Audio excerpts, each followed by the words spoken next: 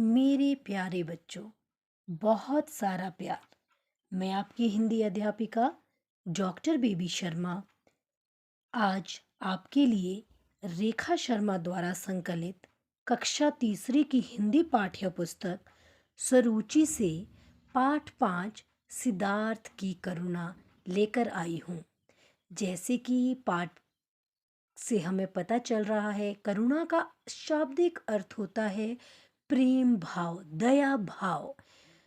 सिद्धार्थ की करुणा पाठ से पढ़ने से पहले हमें थोड़ा सा सिद्धार्थ के जीवन के बारे में जानना पड़ेगा। सिद्धार्थ की करुणा पाठ में हमें सिद्धार्थ के जीवन में जानने के लिए थोड़ा सा पीछे के समय में जाना पड़ेगा, ईसा पूर्व के समय में जाना पड़ेगा। जिन सिद्धार्थ की कहानी बच्चों हम आज पढ़ने जा रहे हैं, वो असल में महात्मा बुद्ध की कहानी है, जिन्हें गौतम बुद्ध भी कहा जाता था। इन्हें बौद्ध धर्म के संस्थापक माना जाता है। महात्मा बुद्ध का जीवन के बारे में सोचना था कि इंसान जैसा सोचता है, उसकी सोच जैसी होती है, वह वैसा ही बन जाता है। अर्थात अगर हम अपने जीवन में जीव जंतुओं के प्रति दया भाव रखेंगे, सहानुभूति रखेंगे, तो हमें हमारे मन में उनके प्रति वेदना रहेगी, तो हमारा मन भी वैसा ही हो जाएगा। अगर हमारे मन में उनके प्रति कठोरता रहेगी, तो हम उनको कभी भी मारने में परहेज नहीं करेंगे। महात्मा बुद्ध जो थे वो अहिंसा, जिस तरह से हमने महात्मा गांधी के बारे में पहले पाठ पढ़ा था, उसी तरह से महात्मा बुद्ध भी अहिंसा पर बल देते थे। वो पशु बलि की बहुत ज़्यादा निंदा करते थे। वो समझते थे कि मानव को पशु पक्षियों के प्रति प्रेम भावना और दया भावना रखनी चाहिए।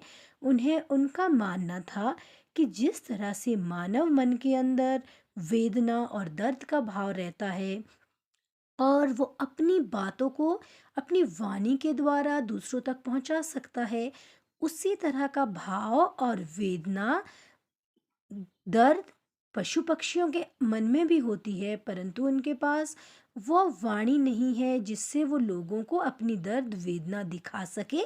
इसलिए उनका मानना था कि उन्हें हम लोगों को, आम लोगों को पशु पक्षियों पर अत्याचार नहीं करने चाहिए, उनके प्रति हमें दया भावना रखनी चाहिए।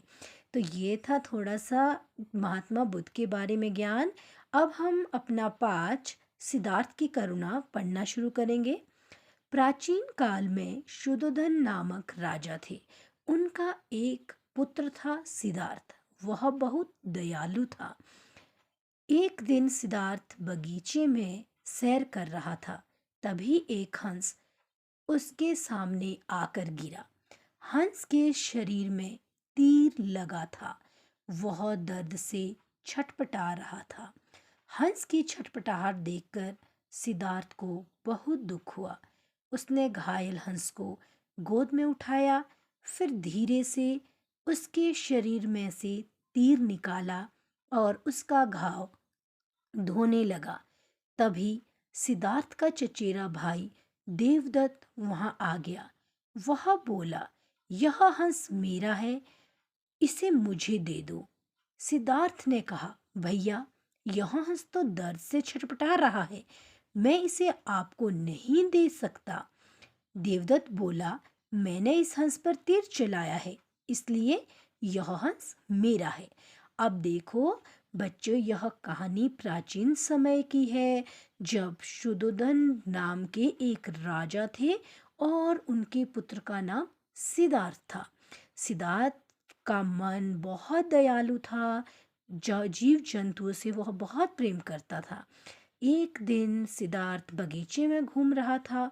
तभी उड़ते उड़ते उनके पर चरणों में एक हंस आता है और उसे बहुत दर्द हो रहा था। जानते हो क्यों? क्योंकि वो हंस किसी की तीर से घायल हुआ हुआ था। किसी का तीर उस हंस को लगा था। जैसे ही हंस को, उस तीर लगे हुए हंस को सिद्धार्थ देखता है, सिद्धार्थ को बड़ा दुख होता है और वो फटाफट उस हंस को अपनी गोद में लेते हैं और साथ ही साथ उस हंस से जो उस पर तीर लगा था उस तीर उसके शरीर से वह तीर दूर निकाल फेंकते हैं। उस तीर ने उस हंस के शरीर पर बहुत बड़ा घाव बनाया था। वे उस घाव को भी धोते हैं। इतनी देर में उनका चचेरा भाई था।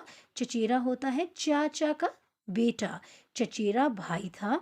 वह आकर के सिद्धार्थ से हंस के बारे में झगड़ा करने लगता है। वह उनसे कहता है कि यह हंस तो मेरा है, मैंने इस पर तीर चलाया था।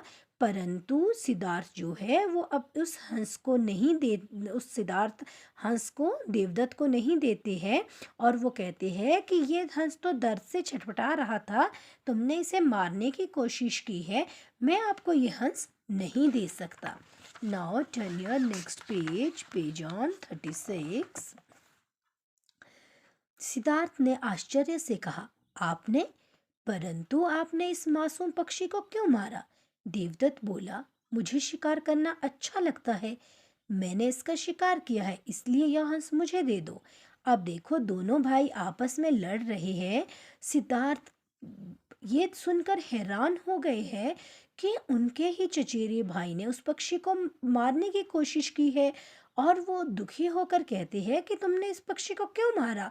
अब देवदत्त क्या कहते हैं? देवदत्त कहते हैं कि उन्हें शिकार करने का शौक है और उन्होंने अपना शौक पूरे करने के लिए इस पक्षी पर तीर चलाया है। देवदत्त ने कहा, मैंने इस हंस को बचाया है, मैं यह हंस आपको नहीं दूंगा। जब हंस ठीक हो जाएगा तो इसे उड़ने के लिए छोड़ दूंगा। अब देखो इस पंक्ति से हमें सिद्धार्थ के पशु पक्षियों के प्रति कितना मन में प्यार और दया भाव है इसका पता चलता है। सिद्धार्थ देवदत्त से बुरी तरह से झगड़ पड़ते हैं और वो कहते हैं कि मैंने इस हंस को बचाया है, मैं तो आपको ये हंस नहीं दूंगा। जानते हो क्यों? क्योंकि सिद्धार्थ चाहते हैं कि जब यह हंस ठीक हो जाएगा तो गगन में उड़ने के लिए वो उसे खुले आसमान में उड़ने के लिए वो उसे छोड़ देंगे। देवदत्त क्रोधित होकर बोला, तो ठीक है, हम महाराज के पास चलते हैं, वे ही न्याय करेंगे। दोनों महाराज शुद्धोधन के पास पहुंचे। देवदत्त बोला, महाराज, सिद्धार्थ मेरा हंस नहीं लौटा रहा है। अब देखो देवदत्त क्रोधित होता है, गुस्सा होना, और वो क्या कहता है कि हम महाराज के पास चलते हैं, राजा हमारा न्याय करेगा, बताएंगे महाराज कि हम हंस किसका है, किसे मिलना चाहिए। शुद्धोधन ने सिद्धार्थ से पूछा, पुत्र, क्या यह हंस देवदत्त का है? सिद्धार्थ विनम्रता पूर्वक बोला, नहीं, देवदत्त ने हंस को मारने के लिए तीर चलाया था। यह दर्द से कराहता हुआ मेरे पास आकर गिरा, मैंने इसे बचाया है, इसलिए यह मेरा है। अब राजा के सामने ही इन दोनों की बहस होती है। राजा पहले सिद्धार्थ से पूछते हैं कि यह हंस किसका है, क्या यह देवदत्त का है? और सिद्धार्थ कहते हैं कि नहीं, देवदत्त ने तो इस हंस को तीर चलाया था, इसे मारने की कोशिश की थी, और यह हंस तो बचने के लिए मेरे पाँव में आकर गिरा है और मैंने इसलिए इसे बचा दिया है, और अब ये हंस मेरा है। दोनों अपने अपने पक्ष राजा के पास रख रहे हैं। महाराज ने दोनों की बातें ध्यान से सुनी, फिर बोले, देवदत्त, तुम हंस को मारना चाहते थे, इसलिए तुमने तीर चलाया, परंतु सिद्धार्थ ने उसे जीवन दिया है। मारने वाले से बचाने वाला बड़ा होता है, इसलिए हंस पर सिद्धार्थ का ही अधिकार है। तो बच्चों, अब इन पंक्तियों से राजा की न्यायप्रियता भी पता चलती है। राजा ने दोनों की बातें सुनी, उसके बाद यह फैसला किया कि देवदत्त तो हंस को मारना चाहता था, इसके लिए उसने तीर चलाया, परंतु दूसरी ओर सिद्धार्थ तो उसे बचाना चाहता है, इसलिए इस हंस पर सिद्धार्थ का ज़्यादा हक है, इसलिए हंस सिद्धार्थ को दिया जाना चाहिए। महाराज ने आगे कहा, देवदत्त, हमें पशु पक्षियों को नहीं मारना चाहिए और ना ही कभी उन्हें सताना चाहिए, वे भी हमारी तरह दर्द महसूस करते हैं। और राजा देवदत्त को समझाते हुए कहते हैं कि हमें पशु पक्षियों को अपनी मस्ती, अपना एंजॉय करने के लिए कभी भी उन्हें नहीं सताना चाहिए। उन्हें भी दर्द महसूस होता है, उनका भी अपना परिवार है। जिस तरह से हमें तकलीफ़ होती है, उसी तरह से पशु-पक्षियों को भी तकलीफ़ होती है। हमें कभी भी उन पर अत्याचार नहीं करने चाहिए। इसके बाद सिद्धार्थ और देवदत्त ने महाराज को प्रणाम किया। सिद्धार्थ हंस को लेकर घर गया। उसने हंस की खूब देखभाल की। जब वह हंस बिल्कुल ठीक हो गया तो सिद्धार्थ ने उसे उड़ने के लिए जंगल में छोड़ दिया। तो बच्चों, हंस किसको मिला? हंस सिद्धार्थ को मिला। और क्यों मिला? क्योंकि सिद्धार्थ ने हंस को बचाने की कोशिश की थी। उसे तीर उनका उस हंस का निकाला था और उसके घाव को भी ठीक करने की कोशिश की थी। अब सिद्धार्थ ने बहुत दिनों तक उसकी देखभाल की। जब वो हंस बिल्कुल ठीक हो गया तो उसे जंगल में उड़ने के लिए छोड़ दिया। यही सिद्धार्थ बड़े होकर महात्मा बुद्ध के नाम से प्रसिद्ध हुए। तो बच्चों, यह सिद्धार्थ की कहानी जो हमने पढ़ी, वो दरअसल में गौतम बुद्ध अर्थात महात्मा बुद्ध की कहानी थी, जिन्होंने बौद्ध धर्म की स्थापना की है। अब हम इसके प्रश्न उत्तर वाले भाग में आते हैं, जिसमें सबसे पहले हम शब्दार्थ देखेंगे। शब्दार्थ में प्राचीन, पुराना, नामक, नाम का, पुत्र बेटा को कहा जाता है, चचेरा चाचा का, क्रोधित होता है गुस्सा, कराहना होता है दर्द से बेचैन होना, अधिकार हक, सताना परेशान करना, प्रणाम नमस्ते। अभ्यास कार्य में हमारे पास पहला मौखिक प्रश्न है, जिसमें पहला प्रश्न है राजा का नाम क्या था। तो बच्चों, हमने पाठ जब शुरू किया था, सबसे पहले पंक्ति में हमने राजा का नाम पढ़ा था। राजा का नाम शुद्धोधन था। शुद्धोधन। सिद्धार्थ कहाँ सैर कर रहा था? सिद्धार्थ बगीचे में सैर कर रहा था। हंस के शरीर में क्या लगा था? हंस के शरीर में तीर लगा था। सिद्धार्थ और देवदत्त न्याय के लिए किसके पास गए? न्याय के लिए सिद्धार्थ। और अब तो न्यायालय है, हम कोर्ट में न्याय के लिए जाते थे। उस समय की बात, ये जब हम पाठ पढ़ रहे हैं, ये उस समय की बात है जब राजाओं महाराजाओं वाला समय था।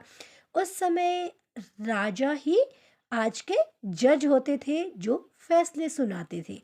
तो सिद्धार्थ और देवदत्त न्याय के लिए किसके पास गए? राजा के पास या महाराज के पास। अब लिखित प्रश्न में आइए। बगीचे में सैर करते समय क्या घटना घटी? बगीचे में सैर करते समय एक तीर से घायल हंस छटपटाता हुआ सिद्धार्थ के पांव में आकर गिरा। दूसरा प्रश्न हमारे पास है, देवदत्त कौन था? उसने सिद्धार्थ से क्या कहा? देवदत्त सिद्धार्थ का चचेरा भाई था।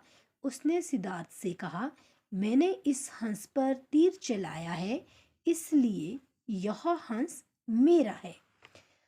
अगला प्रश्न देखिए। अगले प्रश्न में सिद्धार्थ ने देवदत्त को हंस क्यों नहीं दिया?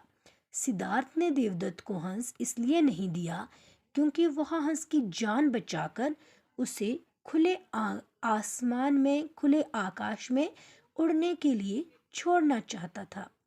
अगला प्रश्न है, महाराज शुद्धोधन ने हंस किसे दिया और क्यों?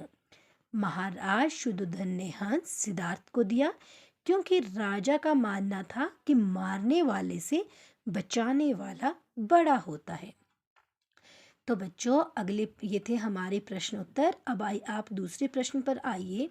गलत शब्दों के स्थान पर पाठ के अनुसार सही शब्द लिखकर पुनः लिखिए।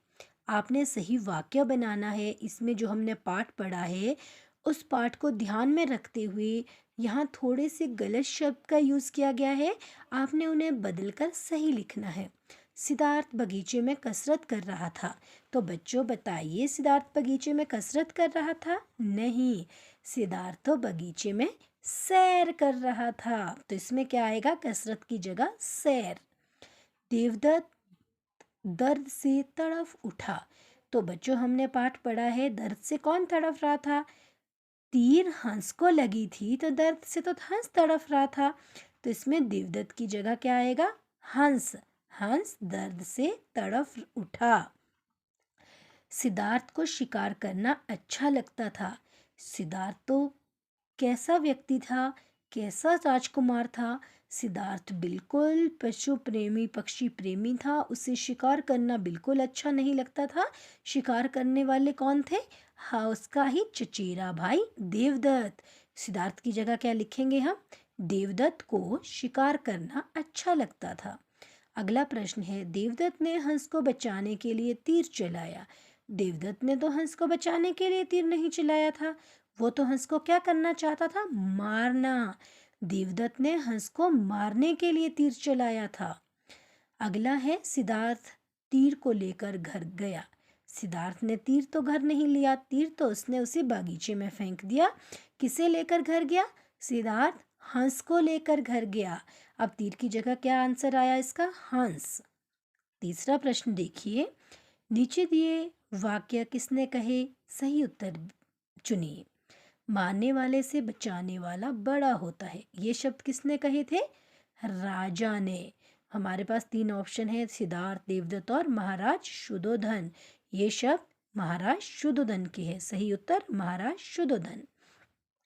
मैंने इसका शिकार किया है, ये किसने कही बात? देवदत्त, सिद्धार्थ या महाराज ने? ये बात हमें पाठ पढ़ने पर पता चला कि ये बात तो देवदत्त ने कही थी। आपने इस मासूम पक्षी को क्यों मारा? जी, आपने इस मासूम पक्षी को क्यों मारा? अब बच्चों, ये बात किसने कही थी? देवदत्त ने, महाराज शुद्धोधन ने या सिद्धार्थ ने? ये बात सिद्धार्थ ने कही थी। जब सिद्धार्थ के पाँव के पास पक्षी गिर गया था, वो हंस गिरा था और उसे लेने के लिए देवदत्त वहाँ पहुँचे थे। तो इसका सही उत्तर होगा Siddharth. Now turn your page, next page. अब आपको यहाँ पर एक पैराग्राफ पढ़ना है और उसके बाद उसी से आपको प्रश्नों के उत्तर देने हैं। महाराज बोले, देवदत्त, हमें पशु पक्षियों को नहीं मारना चाहिए और ना ही कभी उन्हें सताना चाहिए। वे भी हमारी तरह दर्द महसूस करते हैं। इसके बाद सिद्धार्थ और देवदत्त ने महाराज को प्रणाम किया। सिद्धार्थ हंस को लेकर घर गया। उसने हंस की खूब देखभाल की। जब वह हंस बिल्कुल ठीक हो गया तो सिद्धार्थ ने उसे उड़ने के लिए जंगल में छोड़ दिया। अब देखिए, पहला प्रश्न है, कौन हमारी तरह दर्द महसूस करते हैं? आपने इस जो हमने पैराग्राफ पढ़ा है, यहीं से आपने आंसर देखना है। पशु पक्षी भी हमारी तरह दर्द महसूस करते हैं। अगला प्रश्न है, सिद्धार्थ हंस को लेकर कहाँ गया? सिद्धार्थ हंस को लेकर कहाँ गया? सिद्धार्थ हंस को लेकर घर गया। सिद्धार्थ ने हंस को जंगल में क्यों छोड़ दिया? सिद्धार्थ ने हंस को जंगल में उड़ने के लिए छोड़ दिया। घर का पर्यायवाची शब्द लिखिए। तो पर्यायवाची शब्द आपने घर का लिखना है। घर को और हम किस किस नाम से जानते हैं? निकेतन, सदन, गृह। तो हमने घर का पर्यायवाची लिखा है गृह, सदन और निकेतन। अब आप भाषा ज्ञान के अगले प्रश्न पर आइए। जो शब्द संज्ञा के स्थान पर आते हैं उन्हें सर्वनाम कहते हैं। तो बच्चों, हमने संज्ञा पहले पढ़ा था। संज्ञा होते हैं जिसे किसी व्यक्ति, वस्तु या जाति के नाम को संज्ञा कहते हैं। अब जो शब्द संज्ञा के स्थान को ले लेता है उसे सर्वनाम कहते हैं, जैसे मैं, वह, तुम, यह, मेरा इत्यादि। अब आपके पास नीचे पंक्तियां दी गई है। आपने उन सर्वनाम शब्दों को चुनना है। मैंने हंस को बचाया। मैंने कौन था? इसमें संज्ञा शब्द सिद्धार्थ था। सिद्धार्थ ने हंस को बचाया था, तो सर्वनाम सिद्धार्थ की जगह क्या आ गया? मैंने। मैंने हंस को बचाया। आप मैंने पर राउंड करेंगे। अगला है, वह दर्द से छटपटा रहा था। कौन छटपटा रहा था? हंस। अब हंस की जगह यहाँ किसने ली है? किस शब्द ने ली है? वह। वह शब्द पर आप गोला लगाएंगे। ये आपका सर्वनाम शब्द है। उसने घायल हंस को गोद में उठाया। किसने उठाया था? सिद्धार्थ ने। तो उसने किसके लिए है? सिद्धार्थ के लिए। सिद्धार्थ हमारा संज्ञा शब्द होता और उस सिद्धार्थ की जगह यहाँ उसने शब्द ने ली है, तो यह शब्द हमारा सर्वनाम है। आप उसने पर गोला लगाएंगे। मुझे शिकार करना अच्छा लगता है। किसे शिकार करना अच्छा लगता था? देवदत्त को। और देवदत्त शब्द की जगह किसने ली है? मुझे। आप यहाँ मुझे पर गोला लगाइए। अंतिम है हमारे पास, तुम हंस को मारना चाहते थे। तो कौन मारना चाहता था? देवदत्त। अब यहाँ देवदत्त की जगह तुम शब्द आया है, तो हमारा सर्वनाम शब्द तुम है, तो आप यहाँ तुम शब्द पर गोला लगाएंगे। अगला पृष्ठ देखिए। विलोम शब्द लिखिए। आपने विलोम शब्द लिखने हैं। विलोम होते हैं उल्टे। दुख का उल्टा क्या होता है? सुख। न्याय अन्याय। दयालु कठोर। जीवन मरण। अधिकार अनाधिकार।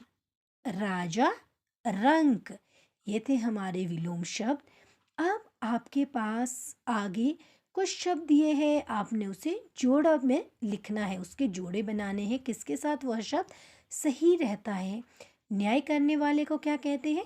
न्यायाधीश। शिकार करने वाले को क्या कहा जाता है? शिकारी। पुराने समय का प्राचीन। चाचा का बेटा, ये तो बच्चों हमने चैप्टर में भी पढ़ा है। चाचा का बेटा को क्या कहते हैं? चचेरा। दया करने वाला दयालु। ये हमारे शब्द हुए। अब हम प्रश्न नंबर 4 पर आते हैं। नीचे दिए गए शब्दों में वाक्य बनाइए। आपके पास बच्चों यहाँ शब्द दिए गए हैं। आपने इसको एक ऐसी पंक्ति बनानी है जिसके बीच ये शब्द आ जाए। आपने इस शब्द का अर्थ नहीं लिखना है, आपने सीधा सीधा इसका वाक्य बनाना है। एक ऐसी लाइन लिखनी है, एक ऐसी पंक्ति आपने सृजित करनी है जिसमें बीच में ये शब्द भी आ जाए। जैसे शरीर। शरीर को स्वस्थ रखने के लिए व्यायाम करे। व्यायाम होती है एक्सरसाइज। हमने क्या वाक्य बनाया? शरीर को स्वस्थ रखने के लिए व्यायाम करे। अगला है देखभाल। माँ हमेशा बच्चे की देखभाल करती है। गौ है प्रसिद्ध। एडिसन एक प्रसिद्ध वैज्ञानिक थे। एडिसन बच्चों आपको ज्ञात होगा, एडिसन ने किसका आविष्कार किया था? एडिसन ने बल्ब का आविष्कार किया था, जिससे हम आज अपने जीवन में उजाला देखते हैं। रात को जब अंधेरा होता है हम फटाफट बल्ब जलाते हैं। उस बल्ब का आविष्कार किसने किया था? एडिसन ने। तो हमने क्या वाक्य बनाया? एडिसन एक प्रसिद्ध वैज्ञानिक थे। अधिकार। मानव को अपने अधिकार का प्रयोग करना चाहिए। बगीचा। मेरे घर के पास एक बड़ा बगीचा है। घायल। घायल व्यक्ति का डॉक्टर ने तुरंत इलाज किया। अब अगले प्रश्न को देखिए। प्रश्न नंबर 5, लिंग बदलिए। आपके पास पुल्लिंग यहाँ शब्द दिए हैं, आपने स्त्रीलिंग शब्द लिखने हैं उसके। पुल्लिंग होता है पुरुष और स्त्रीलिंग होता है स्त्री जाति का, जो बोध करवाता है, स्त्रीलिंग कहते हैं उसे। जैसे राजा रानी, पुत्र पुत्री, दादा दादी, मौसा मौसी, सम्राट सम्राज्ञी, विद्वान विदुषी, बैल गाय, पंडित मूर्ख। पंडित बुद्धिमान व्यक्ति को कहा जाता है और इसका उल्टा होता है मूर्ख।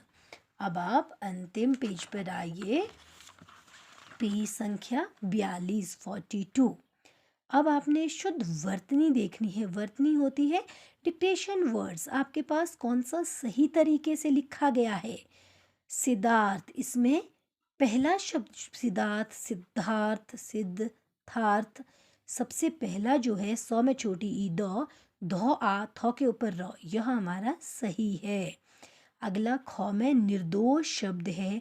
आप तीनों शब्दों को ध्यान से देखेंगे और इसमें पहचानेंगे हमारा सही शब्द होगा 9 में छोटी ई, दो के ऊपर ओ, रौ और पेट कटा शौ।